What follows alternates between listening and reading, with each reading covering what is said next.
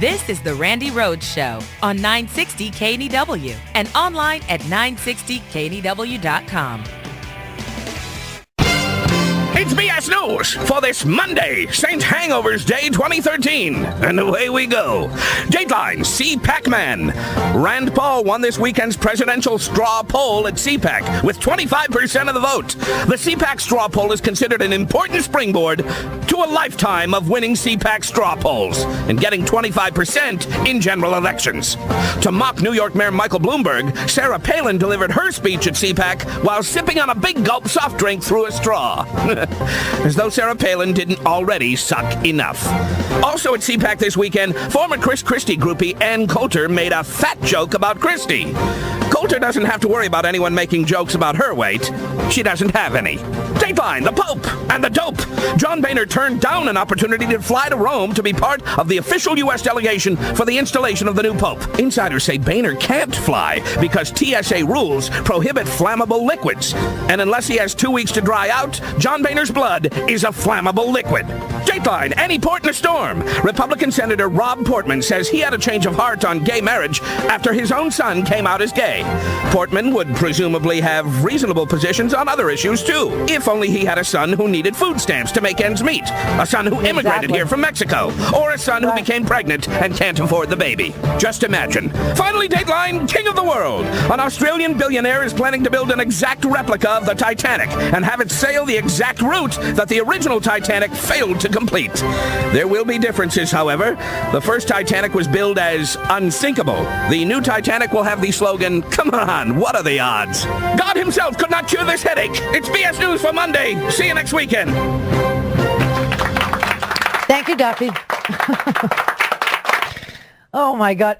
So we have a country that is so completely ass backwards that in the Steubenville case, we have a media that's worried about the boys, how emotional and difficult it was for the Steubenville rapists to be declared delinquent by the judge in the Steubenville rape case.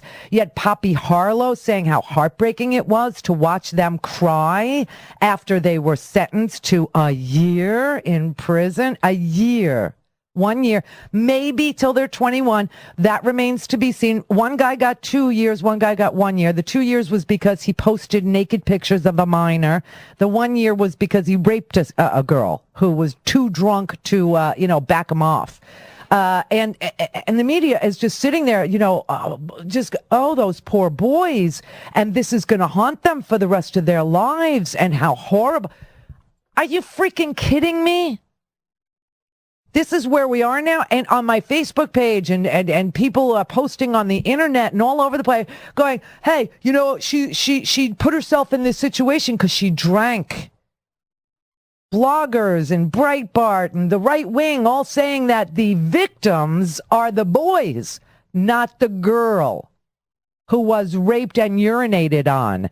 It's her own damn fault. She wore a tight T-shirt and short shorts, and she had 4 vodka shots. Therefore, she wasn't aware of what was happening to herself at all times. And they wrote, what responsible person puts themselves in a situation when they're not aware of what's happening to themselves at all times? By all accounts, it appears she brought this upon herself. And that's typically the case whenever a woman cries, quote, rape. They conveniently forget to mention their role in the matter. Ever the innocent lamb, the guy is the hungry wolf, and that mindset needs to stop. If the boys are going to be held to account, she should be too, just like I feel any woman who alleges rape should be scrutinized and torn apart in a public forum and be put on the stand in court.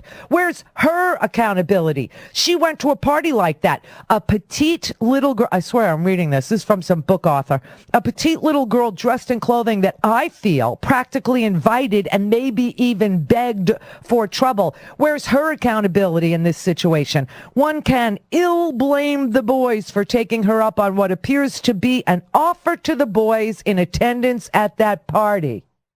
Oh, I see, my mere presence. The fact that I have boobs. The fact that when I put clothes on, there's 2 bumps under the T-shirt. That's an invitation, if I go to a party, for you to rape me.